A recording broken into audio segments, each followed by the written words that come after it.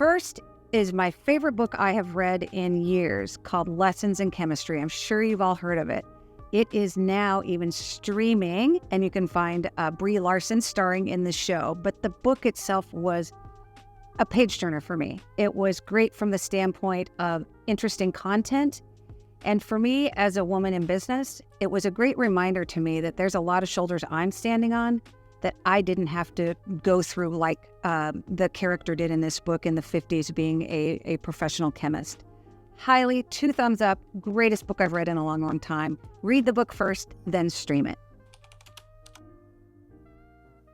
A book that I really enjoyed of recent is a book I read over the summer. It was called Breaking the Age Code. And I read it just for fun, but it really was interesting because it really tied into the work that I do in senior living. It's all about ageism, and it's things that really dawned on me that I hadn't really thought about, where I had put people in a box because of their age. And so I learned a lot from it. I learned a lot from it personally on how I want to live my life better. And I learned a lot about it in the understanding of the customer that I serve every day. One of my favorite business writers, if I'm trying to read books about a business and kind of helping me along the way as an executive, is Simon Sinek. One of the first books that I read of his was a long time ago, and it was Start With Why. And it was about finding your purpose in your business and why you do something, not what you do, but why you do it and kind of who you are as a company. And of recent, he wrote a new book called The Infinite Game.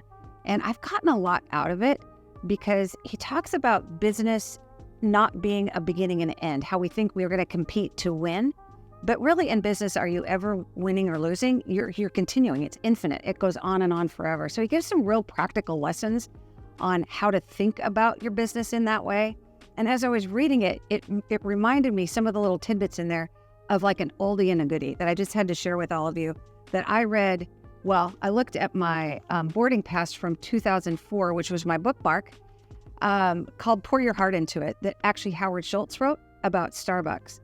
And again, as you can see, lots of notes and highlights in there of really about customer service and what we want to accomplish in our business. That's not about money at the end of the day. It's about making people happy, making your team happy.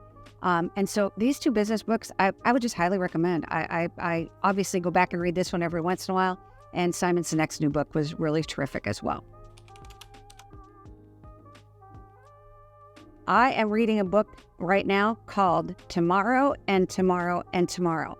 I'm not going to give you a good review on this book yet because I'm only about a third of the way through it. And it has been tremendous. It came to me recommended by a couple of coworkers who had already read it.